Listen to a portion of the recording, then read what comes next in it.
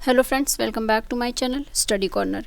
Friends, मैं रिचा, हमारी current की ये क्लास है आज 26 सितंबर 2020 से रिलेटेड हर वो इम्पोर्टेंट पॉइंट और फैक्ट हम जानेंगे जो हमारे एग्ज़ाम के लिए इम्पॉर्टेंट होगा। तो वीडियो में अंत तक बने रहिएगा क्योंकि सारे ही क्वेश्चन बेहद ही इम्पॉर्टेंट होते हैं एग्ज़ाम के लिए।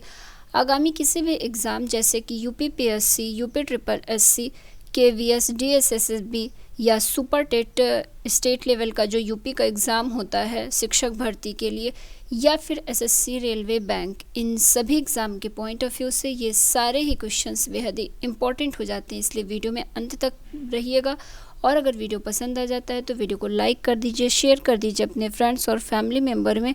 और अगर आपने चैनल को सब्सक्राइब नहीं किया है तो चैनल को सब्सक्राइब कर लीजिए, बेल आइकॉन के बटन को दबा दीजिए ताकि कोई भी वीडियो अपलोड हो तो उसका नोटिफिकेशन आप तक पहुंच जाए। चलिए अपने आज की इस क्लास को शुरू करते हैं।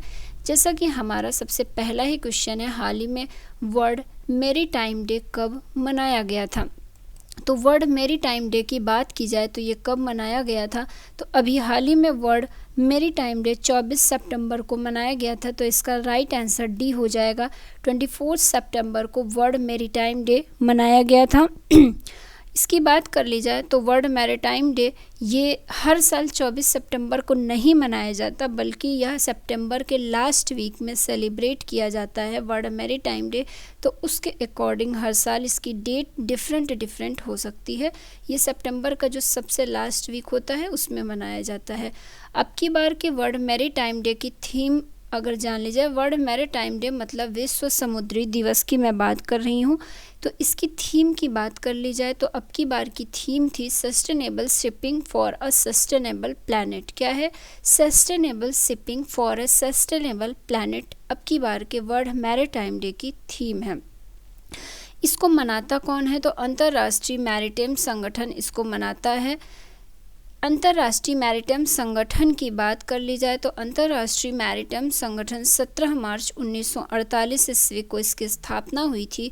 इसके हेडक्वार्टर की बात कर ली जाए तो लंदन में इसका हेडक्वार्टर है। और अंतर्राष्ट्रीय मैरीटाइम संगठन के महासचिव की बात कर ली जाए तो किटा लिम इसके प्रेजेंट टाइम में महासचिव हैं। अब अपने नेक्स्ट क्वेश्चन पे आ जाते हैं। हाल ही में टाइम मैगजीन द्वारा जारी विश्व के 100 सबसे असरदार लोगों की लिस्ट में किस एकमात्र भारतीय एक्टर को शामिल किया गया है?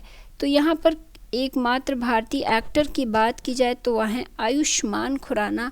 आयुष्मान खुराना को ही टाइम मैगजीन द्वारा जारी विश्व के 100 सबसे असरदार लोगों की लिस्ट में एकमात्र भारतीय एक्टर के रूप में शामिल किया गया है। तो ये एकमात्र भारतीय एक्टर के रूप में 100 सबसे असरदार लोगों की लिस्ट में आयुष्मान खुराना को शामिल कर लिया गया है। बाकी इस लिस्ट के और लोगों की बात की जाए तो इस लिस्ट के मतलब जो 100 सबसे असरदार लोग हैं इसमें और इंडियन की बात कर ली जाए तो नरेंद्र मोदी भी इस लिस्ट में शामिल हैं। बिल्किस बानो एक 85 वर्षीय वृद्ध औरत हैं, महिला हैं, उनका भी नाम इस लिस्ट में है। सुंदर पिचाई का नाम भी इस लिस्ट में है। तो इस तरह से ये जो 100 सबसे असरदार लोगों की लिस्ट है, हमने उनका नाम देख लिया। अगर उसमें सिर्फ भारतीय एक्टर की बात की जाए तो आयुष्मान खुराना को शामिल किया गया है। अब अपने नेक्स्ट क्वेश्चन में आ जाते हैं। हाल ही में किस राज्य सरकार ने मोक्ष कलश योजना 2020 को मंजूरी दे दी है? तो मोक्ष कलश योजना 2020 की बात की जाए तो किसने इसको मंजूरी दे दी है? तो इसका राइट आंसर हो जाएगा राजस्थान। राजस्थान सरकार ने मोक्ष कलश योजना 2020 को मंजूरी दे दी है। इसका संबंध किस चीज़ से है? तो राजस्थान सरकार ने ऐसी मंजूरी दी है कि जिनके भी अपने किसी की मृत्यु हो जाती है तो मृत्यु के बाद क्या होता है, जब उनकी चिता जल जाती है तो जो अस्थियां होती हैं उसको विसर्जन करने के लिए लोग गंगा में उसे प्रवाहित करने जाते हैं। तो अब 2 ऐसे लोग जो अस्थियों के कलश को लेके जाएंगे, उनको राजस्थान डिपो में फ्री में उन्हें पहुंचाया जाएगा गंगा तक। तो यह मोक्ष कलश योजना है, इसको राजस्थान सरकार ने मंजूरी दे दी है। तो इसका राइट आंसर क्या हो जाएगा? राजस्थान इसका राइट आंसर हो जाएगा।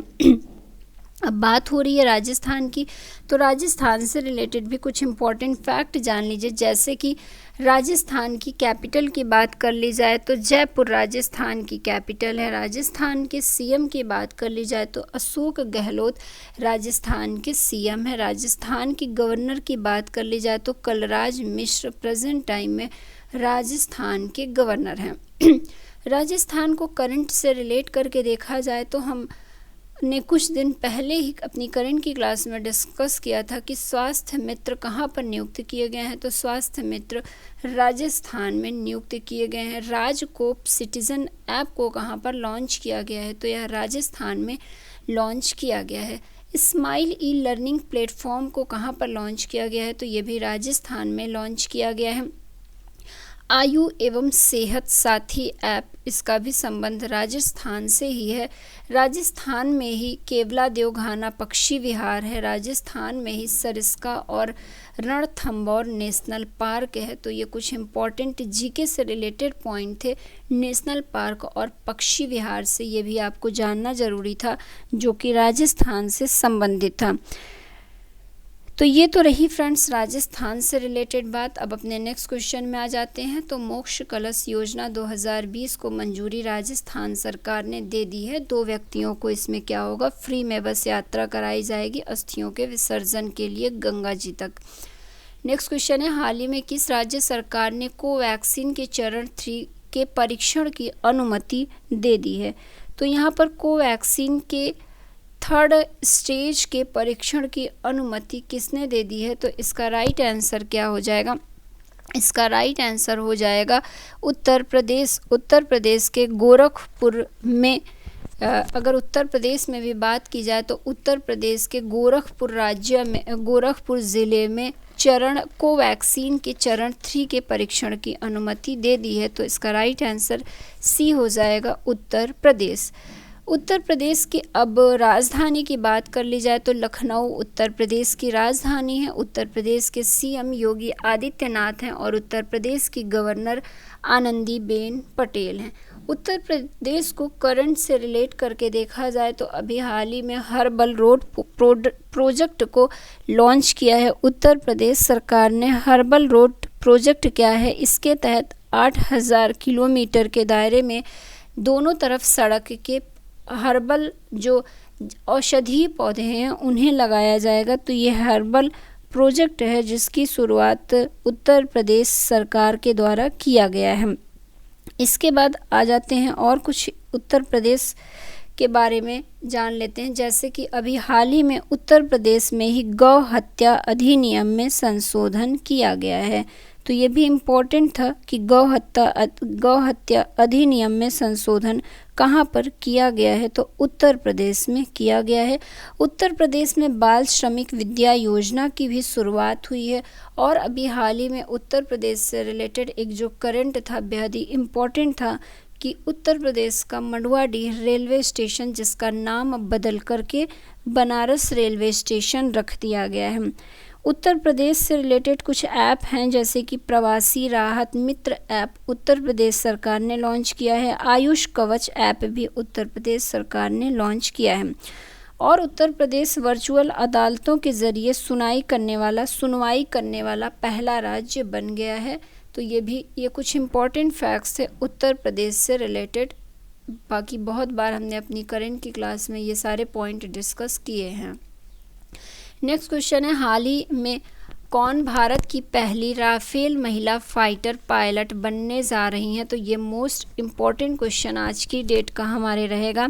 अभी हाल ही में भारत की पहली राफेल महिला फाइटर पायलट यह कौन बनने जा रही हैं, तो यह शिवांगी सिंह बनने जा रही हैं। इसका राइट आंसर क्या हो जाएगा, सी शिवांगी सिंह। तो ये ध्यान रखिएगा, ये बेहद ही इम्पॉर्टेंट है। ये पहली राफेल महिला फाइटर पायलट बन रही हैं। नेक्स्ट क्वेश्चन है, हाल ही में संयुक्त राष्ट्र पर्यावरण कार्यक्रम की क्षेत्रीय एम्बेसडर कौन बनी है। तो संयुक्त राष्ट्र पर्यावरण की क्षेत्रीय एम्बेसडर मतलब UNEP की क्षेत्रीय एम्बेसडर की बात की जा रही है। UNEP की एम्बेसडर अभी खुशी चिंदालिया बन गई हैं। यह 17 वर्ष की एक बच्ची है इन्हीं को संयुक्त राष्ट्र पर्यावरण कार्यक्रम की क्षेत्रीय एम्बेसडर के रूप में चुना गया है। नेक्स्ट क्वेश्चन है, हाल ही में DRDO ने अभ्यास का सफलतापूर्वक परीक्षण कहाँ पर किया है? तो DRDO ने अभी हाल ही में अभ्यास का सफलतापूर्वक परीक्षण कहाँ पर किया है? तो यह उड़ीसा में किया हुआ है। तो इसका राइट आंसर हो जाएगा अभ्यास, जो कि एक मिसाइल है। इसका सफलतापूर्वक परीक्षण उड़ीसा सरकार ने किया हुआ है। अब बात की जाए उड़ीसा की, तो उड़ीसा से रिलेटेड कुछ इम्पॉर्टेंट फैक्ट जान लीजिए। जैसे कि उड़ीसा के कैपिटल की बात की जाए तो उड़ीसा की कैपिटल क्या है? भुवनेश्वर उड़ीसा की कैपिटल है। उड़ीसा के प्रेजेंट टाइम में सीएम की बात कर ली जाए तो नवीन पटनायक उड़ीसा के सीएम हैं और गणेशी लाल प्रेजेंट टाइम में उड़ीसा के गवर्नर हैं। अब उड़ीसा से रिलेटेड कुछ इम्पॉर्टेंट करंट के पॉइंट देख लीजिए। जैसे कि कालिया योजना की शुरुआत कहाँ पर हुई है? तो उड़ीसा में हुई है। कालिया योजना के ही समान एक और योजना है बलराम योजना, जो कि दोनों ही ये योजनाएं किसानों के लिए हैं। तो इसे उड़ीसा सरकार ने चलाया है, कालिया योजना और बलराम योजना। और कुछ करंट के पॉइंट देखते हैं उड़ीसा से। तो उड़ीसा के सीएम नवीन पटनायक को पेटा के द्वारा अभी हाल ही में हीरो टू एनिमल अवार्ड से नवाजा गया था। तो ये इम्पोर्टेंट पॉइंट है। उड़ीसा में ही सतकोसिया टाइगर रिजर्व है। तो ये एक जीके से रिलेटेड कुछ पॉइंट हैं। जैसे कि सतकोसिया टाइगर रिजर्व कहाँ पर है? तो ये उड़ीसा में है। सिमलीपाल नेशनल पार्क उड़ीसा में है। गहिरमठ वाइल्ड लाइफ सेंचुरी ये भी उड़ीसा में है और चिल्का लेक भी उड़ीसा में है। तो ये कुछ इम्पॉर्टेंट फैक्ट थे उड़ीसा से रिलेटेड। चिल्का लेक को अगर जाना जाए थोड़ा सा और, तो चिल्का लेक भारत की सबसे बड़ी खारे पानी की लेक है। तो ये भी अच्छा क्वेश्चन जीके से रिलेटेड था, जो कि मैंने बता दिया है। अब अपने नेक्स्ट क्वेश्चन में आ जाते हैं। हाल ही में बाह एंडा को किस देश का राष्ट्रपति नामित किया गया है? तो बाह एंडा की बात की जाए तो इन्हें हाल ही में माली देश का राष्ट्रपति नामित किया गया है। किसे? बाह एंडा को माली देश का राष्ट्रपति नियुक्त किया गया है। ए इसका राइट आंसर हो जाएगा। अब माली की बात की जाए तो माली की कैपिटल बमाको है और माली की करेंसी की बात कर ली जाए तो वेस्ट अफ्रीकन फ्रैंक माली की करेंसी है। बाकी माली के राष्ट्रपति तो बाह एंडा को ही अभी नियुक्त किया गया है। अब अपने नेक्स्ट क्वेश्चन में आ जाते हैं। हाल ही में संसद में किस राज्य में राष्ट्रीय रक्षा विश्वविद्यालय की स्थापना के लिए विधेयक पारित किया? तो संसद ने अभी हाल ही में किस राज्य की यहाँ पर पूछ रहा है? तो गुजरात राज्य में राष्ट्रीय रक्षा विश्वविद्यालय की स्थापना के लिए विधेयक पारित किया है। तो इसका राइट आंसर सी हो जाएगा। गुजरात के गांधीनगर में पहले एक जो रक्षा शक्ति विश्वविद्यालय था, इसी को अब परिवर्तित करके रूपांतरित करके राष्ट्रीय रक्षा विश्वविद्यालय की स्थापना की जाएगी। तो ये भी पूछ सकता है कि किसको परिवर्तित करके? तो रक्षा शक्ति विश्वविद्यालय को परिवर्तित करके ही राष्ट्रीय रक्षा विश्वविद्यालय की स्थापना गुजरात के गांधीनगर में की जाएगी। अब बात हो रही है गुजरात की, तो गुजरात से रिलेटेड कुछ इम्पोर्टेंट फैक्ट जान लीजिए। जैसे कि गुजरात के कैपिटल की बात कर ली जाए तो गांधीनगर गुजरात की कैपिटल है। गुजरात के सीएम की बात कर ली जाए तो विजय रूपाणी गुजरात के सीएम हैं। गुजरात के गवर्नर की बात कर ली जाए तो आचार्य देवव्रत गुजरात के प्रेजेंट टाइम में कौन है? ये गवर्नर हैं गुजरात के। गुजरात से रिलेटेड कुछ अब करंट के पॉइंट देख लिया जाए तो सोलर रूफ इंस्टॉलेशन में फर्स्ट नंबर पर गुजरात हो गया है। धन्वंतरी रथ कहाँ पर चलाया गया है? तो यह गुजरात में चलाया गया है। गुजरात में ही सुजलाम सुफलाम जल संचय अभियान भी चलाया गया है और एक अनूठी पहल उम्बारे आंगनवाड़ी को भी गुजरात में ही शुरू किया गया है। बाकी जब भी गुजरात का नाम आता है तो हम टेज़र गन को डिस्कस करते हैं। तो गुजरात पुलिस के द्वारा ऐसी पहली गन जो कि टेज़र गन है जिसे इंट्रोड्यूस किया गया है। इस गन की क्या खासियत है? तो यह एक इलेक्ट्रिक शॉक वाली गन है। तो ये तो कुछ पॉइंट थे गुजरात से रिलेटेड। अब अपने नेक्स्ट पॉइंट में आ जाते हैं। गुजरात को अगर जीके से भी यही देख लीजिए तो गुजरात में नल सरोवर लेक स्थित है और सरदार सरोवर डैम भी कहाँ पर स्थित है, तो यह गुजरात में स्थित है। अब हमारा नेक्स्ट क्वेश्चन जो कि है, हाल ही में किस राज्य के मुख्यमंत्री ने ई चालान प्रणाली का उद्घाटन किया है, तो ई चालान प्रणाली के उद्घाटन की बात की जाए तो इसको केरल राज्य ने किया हुआ है, ई चालान प्रणाली को। तो इसका राइट आंसर क्या हो जाएगा, केरल हो जाएगा। अब केरल से रिलेटेड कुछ इंपॉर्टेंट फैक्ट जान लीजिए, जैसे कि केरल की कैपिटल की बात की जाए तो तिरुवनंतपुरम केरल की कैपिटल है।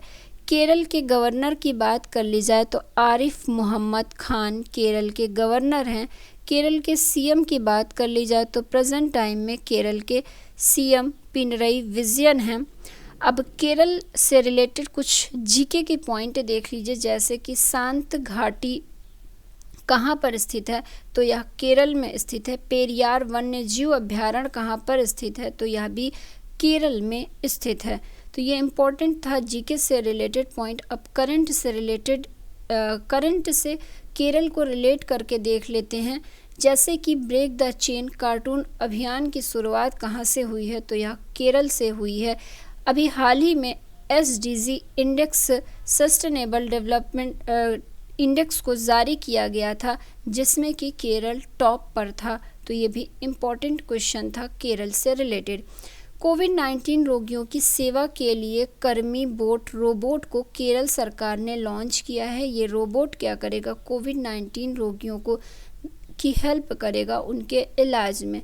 तिरंगा पहल के तहत रैपिड स्क्रीनिंग को भी केरल राज्य में शुरू किया गया है। तो ये तो था कुछ इम्पॉर्टेंट पॉइंट केरल से रिलेटेड। अब अपने नेक्स्ट क्वेश्चन में आ जाते हैं। हाल ही में किस डिजिटल पेमेंट ऐप ने टोकन जारी करने की घोषणा की है, तो इसका राइट आंसर ए हो जाएगा। गूगल पे ने डिजिटल पेमेंट ऐप टोकन को जारी करने की घोषणा की हुई है, तो राइट आंसर इसका ए हो जाएगा। अब अपने नेक्स्ट क्वेश्चन पे आ जाते हैं। हाल ही में डीन जोन्स का निधन हुआ, वे कौन थे, तो डीन जोन्स जिनका अभी हाल ही में निधन हुआ ये एक क्रिकेटर थे, तो इसका राइट आंसर ए हो जाएगा क्रिकेटर। ये ऑस्ट्रेलिया के जाने माने क्रिकेटर थे जिनका अभी हाल ही में निधन हो गया। तो फ्रेंड्स ये हमारी आज की करंट की क्लास थी। वीडियो बेहद ही इम्पोर्टेंट था, सारे क्वेश्चन बेहद ही इम्पोर्टेंट थे।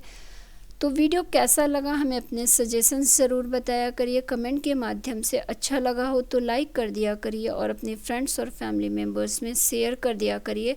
चैनल को सब्सक्राइब नहीं किया तो सब्सक्राइब कर लीजिए, बेल आइकॉन के बटन को ऑन कर दीजिए ताकि कोई भी वीडियो अपलोड हो तो उसका नोटिफिकेशन आप तक पहुँच जाए।